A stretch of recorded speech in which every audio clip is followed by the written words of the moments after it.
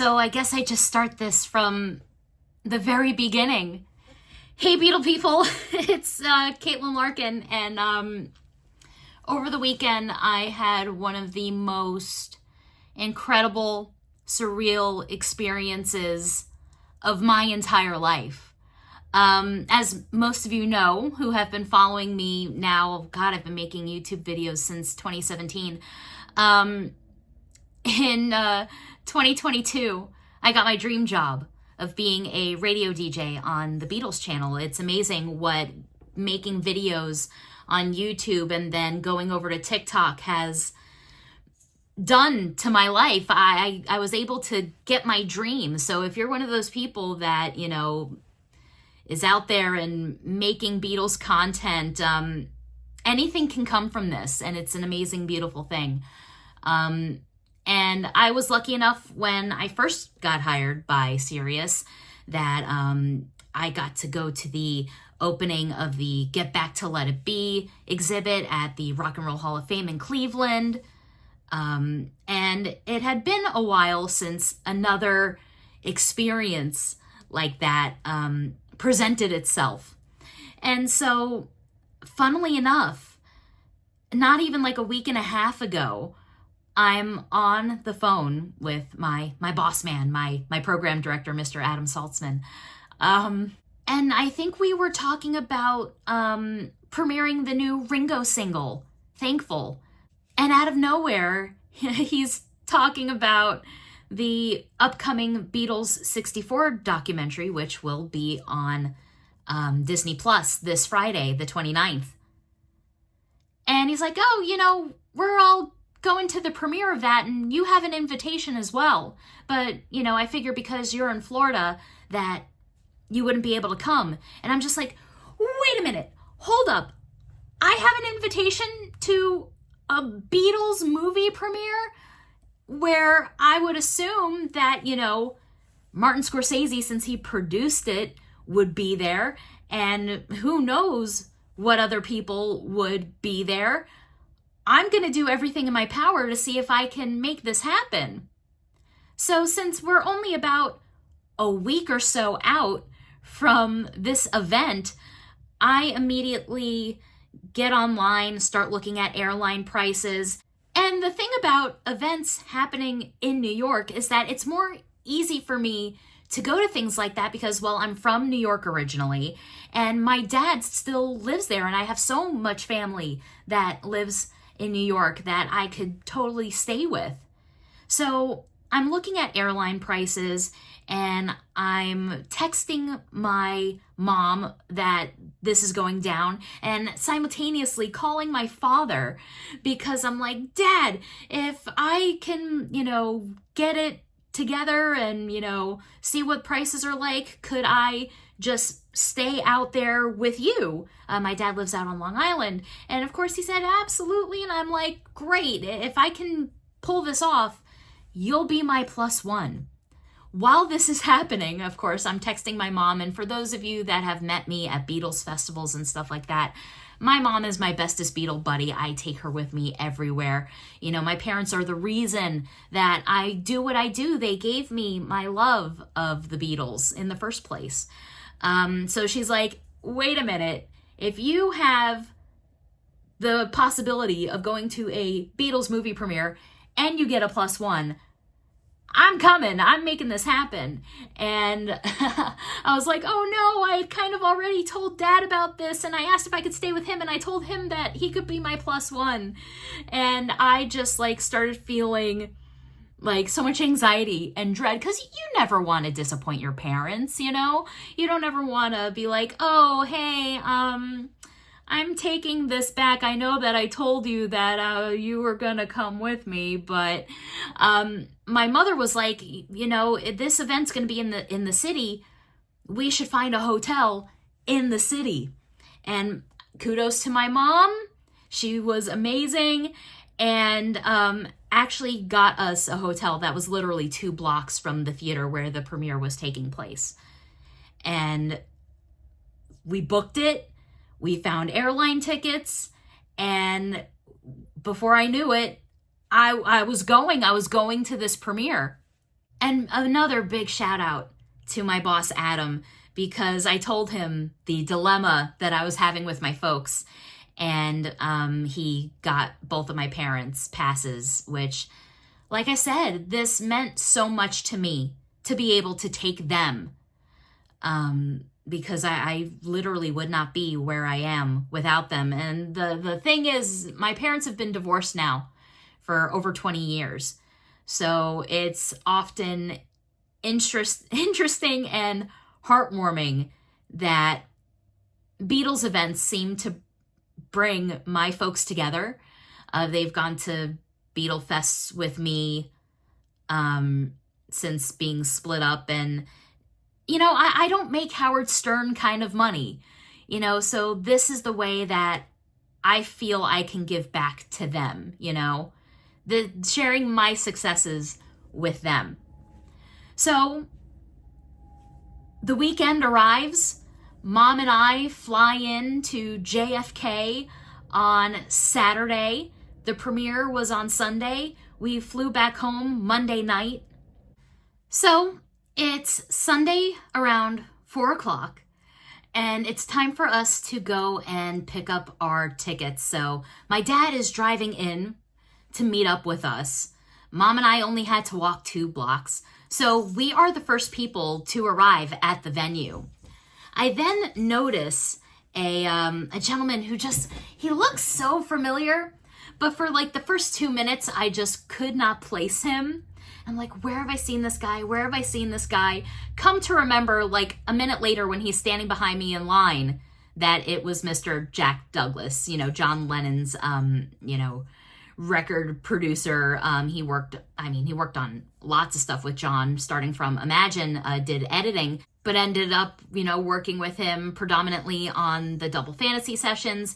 And famously, Jack Douglas is, other than Yoko, the last person to see John Lennon alive before he was taken from us.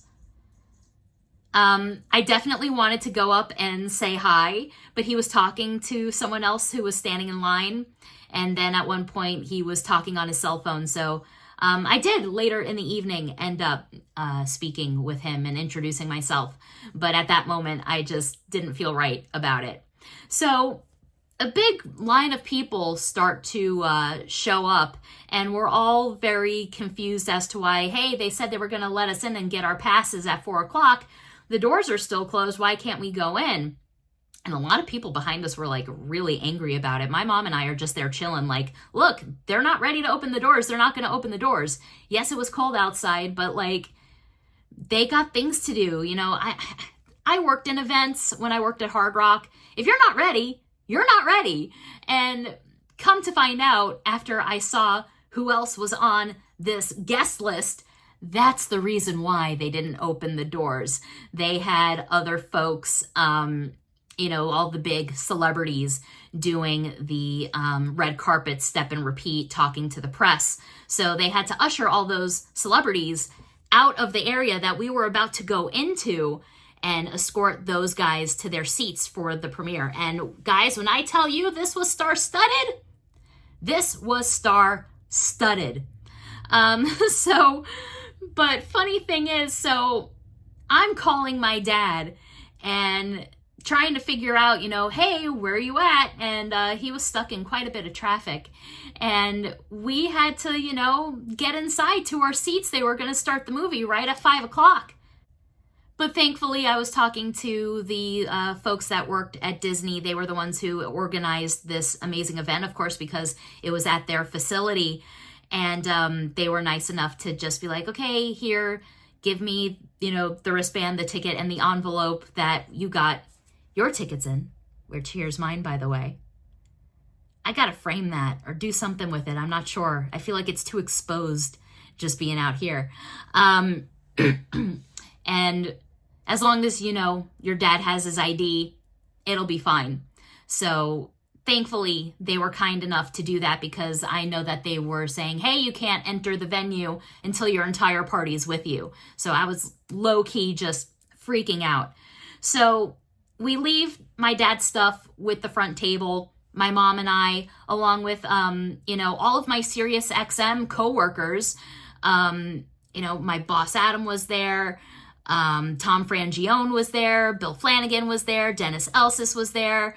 Some of our producers, Donica, her sister Veronica, and Anthony, they were all there. It's cool to finally meet these people that I email with every single day, and to, actually meet them in person. Before then, other than my boss, Tom Frangione is the only person from the Beatles channel that I work with that I've ever met face to face. So this was a really cool opportunity to, get us all together, because a lot of us live in, different places, and a lot of the other DJs live in different states. And it was really cool to be with the folks that live in the tri-state area and hang out with them. So we go into the reception area where, the red carpet is, the step and repeat, and where eventually the reception was going to be held. And the first person I see is Sean Lennon. And I'm just like, oh my God, there's Sean Lennon right there. And who's not too far behind him on the other end of the room? Olivia Harrison. And my body could just, I just, like my brain, it could not comprehend what it was seeing. It was really just unbelievable. So everybody that I'm with is kind of like low key freaking out, like, oh, can we go up? Can we say hi? Is that unprofessional? Because you have to remember, I'm at a work event. Ain't no way I'm going to do something stupid and risk losing my dream job. That's just, it's not going to happen. And of course, there's stirrings around that, oh, McCartney's here. And, we hadn't seen him with our own eyes yet at that point.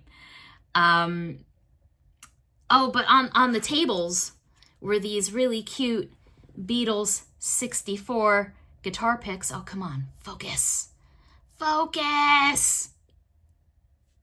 What if I do that? Will it focus? Of course not. I mean, you get the gist. You get what it looks like. That's the one thing about iPhones. Can't get it to focus. Nope. Sorry, gonna have to focus on my face. So it was decorated on the tables that were there, so that was pretty cool. I snagged a couple. They did the same thing at the Get Back to Let It Be exhibit. They had a bunch of Get Back guitar picks decorating the tables. So I see my opportunity to go and weasel my way in to introduce myself to Sean Lennon. And I see my boss talking to him, and I'm like, okay, this is my in. And so I stand next to him really quick. I see my boss turn and walk away, and I go to Sean and I go, hey, I'm sorry. I hope this isn't, I hope this is cool. I just wanted to introduce myself really quick. I'm Caitlin Larkin. I am the midday DJ on the Beatles channel. Nice to meet you. And I shook out this hand, and he shook my hand, and I touched a Lennon, and it was amazing. And he was like, oh, so nice to meet you. Thank you for all of your hard work. And though it was a short little interaction, I legit died. And my mom is so mad at me, you guys. My mom is so mad at me because of all the people that she wanted to meet and be introduced to. Sean was the one that she wanted to meet the most. And I had to explain to her, it's like, Mom, I'm sorry, like, I can't go. Hi, I'm Caitlin Larkin from the Beatles channel, and by the way, this is my mom. So Mom is kind of upset with me right now. So Sean, if you're out there by chance watching this, or if anybody out there who knows Sean can show him this, my mom really wants to meet you, and she's really, really mad at me for not introducing her to you. So yeah, if you want to help me out there, if we can make it up to her somehow, that would be great. Cause yeah, I don't think she's ever going to let that go, but it's a work situation. If there was, I don't know, I didn't feel like it was the right opportunity to do that. But what was great is that my very good friend, Skylar Moody, who I'm sure you guys know, Beatles content creator extraordinaire on TikTok, was also at the premiere, and we were hanging out together, and she has been in correspondence with Sean. She's done a lot of, TikToks and stuff and unboxings for the Lennon estate. And it was her first time meeting Sean. And so she was standing not too far away from me, and she got to come over as well. And Sean gave her just the biggest hug. And I was like, oh, that's so cool. I was so happy for Skylar that they got a hug from Sean. So that was really cool. And I was like, man, I want a hug too. That'd be cool. But I'm good with my handshake. This hand touched a Lennon. It was very cool. So it's time for us to go into the theater, time to sit down and, watch this movie. My dad's still, at this point, nowhere to be found. So I'm freaking out that he's going to miss this whole thing. We find our row, and we're like in the 6th row of this little screening room. And it's a beautiful theater, by the way. I wish I took more footage of it. But that's genuinely what it is. It wasn't like a movie theater. It was a legit screening room for a production office. And there were 3 little chairs in the front. And of course, we were all like, oh, I wonder who's going to be there. We knew that there was going to be a Q&A with the director, David Tedeschi, and Martin Scorsese after. But you have that 3rd chair down there. So you're like, is it going to be Paul? Or is it going to be, a moderator? Is Paul even going to, be there? Is he going to come down? So finally, right before the movie begins, my dad walks through the door. And I felt so bad for him because he had gotten these really fancy shoes to go with his outfit. And because he was sprinting from his car to the theater, he left his fancy schmancy dress shoes in his car and ran on foot with his sneakers. So, but hey, he got there and he made it just in time. So you know what? All worth it. Doesn't matter the shoes you're wearing on your feet. And then, of course, we start hearing commotion. Oh my God, there he is, there he is, there he is. Kate, turn around. And there was Paul, walking in with his wife, Nancy, Olivia Harrison, and Sean Lennon into the venue. Maybe about 5 rows behind us. And this screening room had kind of like stadium-style seating. So you could, it's not flat or anything. So you could legit just go like that, turn around. And there he was. And guys, I've seen Paul so many times in concert. I mean, I've even, as I'm sure you remember, if you've been a follower of my channel for a long time, there was that one incident a few years back where I bumped into him casually at a restaurant in Orlando. Wink, wink. But there is just something about the energy of that man when he walks into a room that is just something else. And,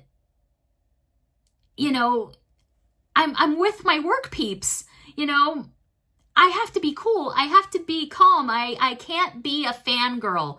I can't, be trying to take a million pictures or try and take a selfie or anything. You're in a professional setting. You got to be cool. There's just nothing you can do but just be like, wow, I'm literally about to sit down and watch a movie with Paul McCartney. And that's the way that I have to look at it. No, I didn't get to meet him. Didn't, other than just getting to see him, that was it. That was really the only interaction, which just knowing that he was there was so cool. So, of course, the movie begins, and it is introduced by Disney CEO Bob Iger, which what? Like I said, being a Disney nerd, that was just so cool, even though I low-key wanted to yell at him about closing Muppet Vision 3D.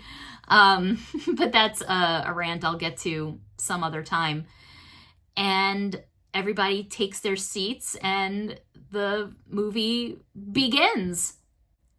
And the entire time I'm watching this film, which was so great, by the way, I don't know if maybe just the experience of watching this in the room with 3 out of 4 Beatles represented, maybe I'm not giving it a fair review because of that emotional attachment there.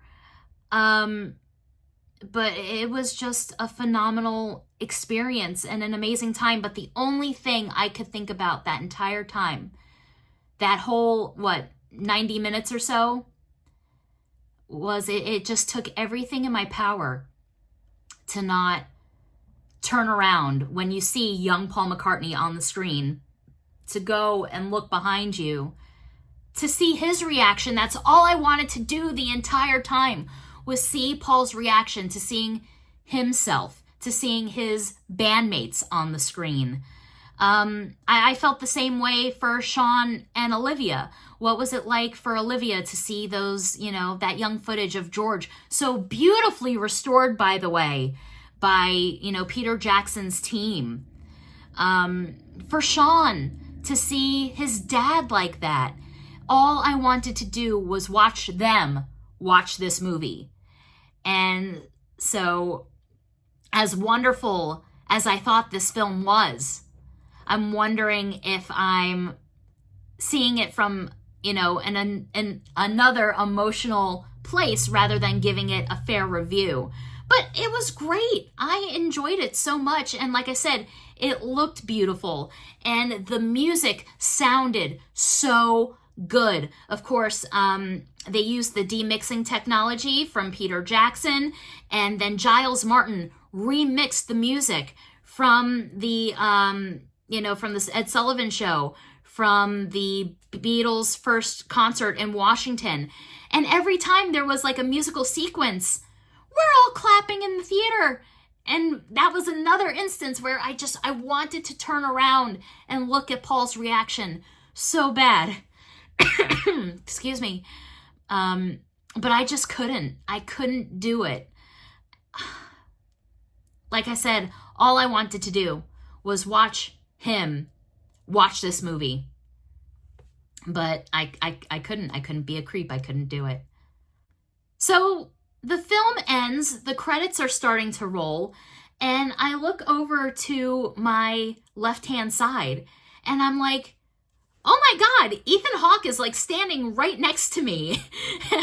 Ethan holding a microphone, and I go, that's it. He's going to be the moderator. So they did about, I want to say like a 20-minute Q&A, Ethan Hawke interviewing David Tedeschi, the director, and producer Martin Scorsese.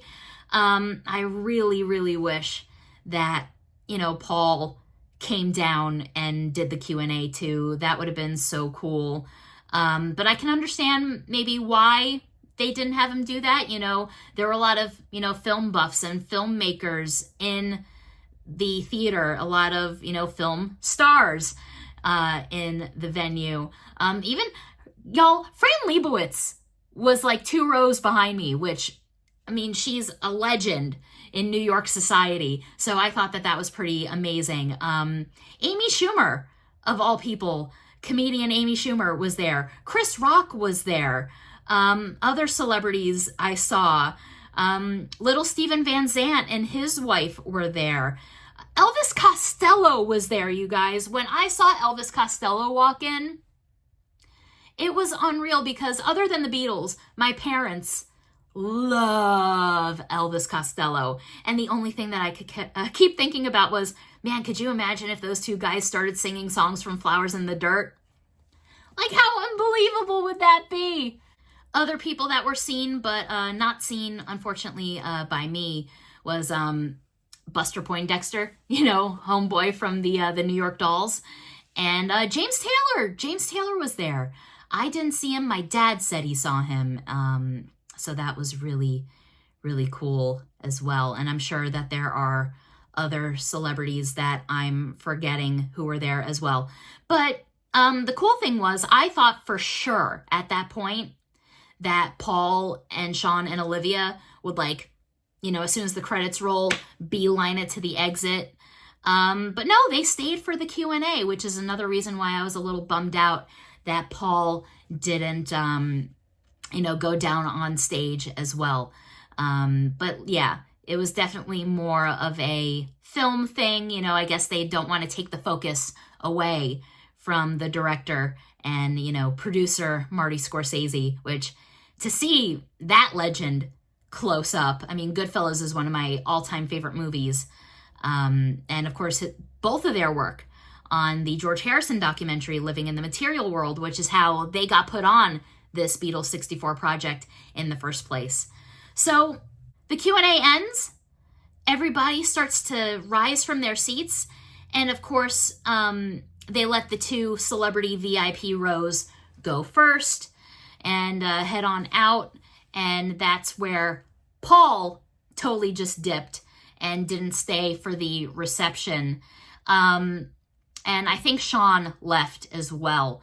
Olivia Harrison stuck around. But all of the other, like, bigwig celebrities and the friends and family of the director and Martin Scorsese were ushered into this other section that was blocked off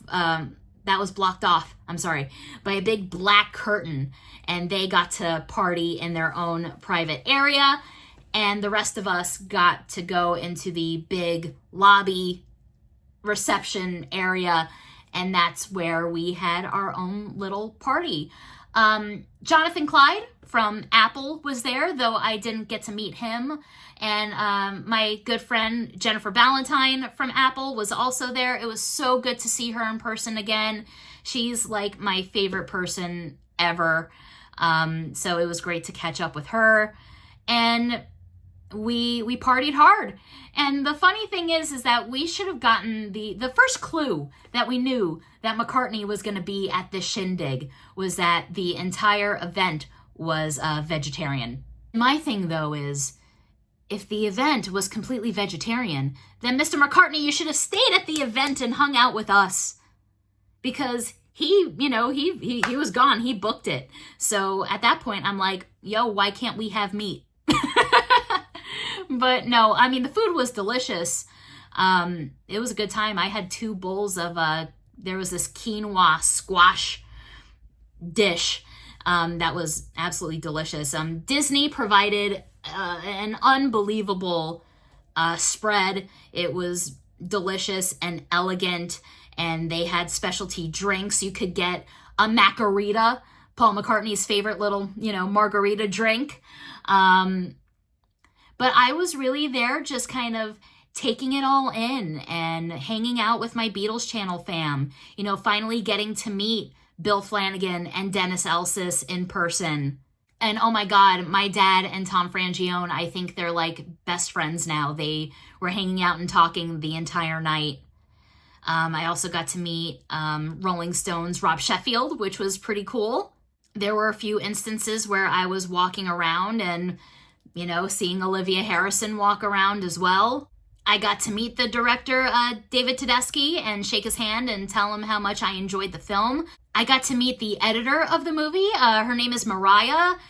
She was so cool. And Mariah's mom, who was there with her, actually went to the Beatles concert at the Washington Coliseum in '64. So that must have been really cool for her mom to see that footage beautifully restored on the big screen, since she was actually there. So that was a really cool thing. I finally got to talk to Jack Douglas later in the evening as well and introduce myself to him. It was just a really beautiful, fun night. And although I didn't get to meet Paul yet, it's going to happen someday. this was still just a really cool experience and something I will never forget. So a big thank you to the folks at Apple, to the folks at Disney for inviting all of us from SiriusXM to come. I hope that we can all do it again sometime. It was just a great, great experience to watch a great, great film. So, Beatles 64, streaming this Friday on Disney+. It's definitely something that you don't want to miss. Man. And once again, I want to say that I'm just so thrilled that I was able to take my parents along to do this with me. The Beatles have always meant family to me. I think about my happiest moments in my childhood. It all involve my brother, my mom, my dad, and Beatles music. So, like I said, Beatles 64 coming out on Disney Plus this Friday the 29th. Check it out. It's really something special. And thanks for listening to this lengthy story time. And until next time, as always, peace and love. See ya.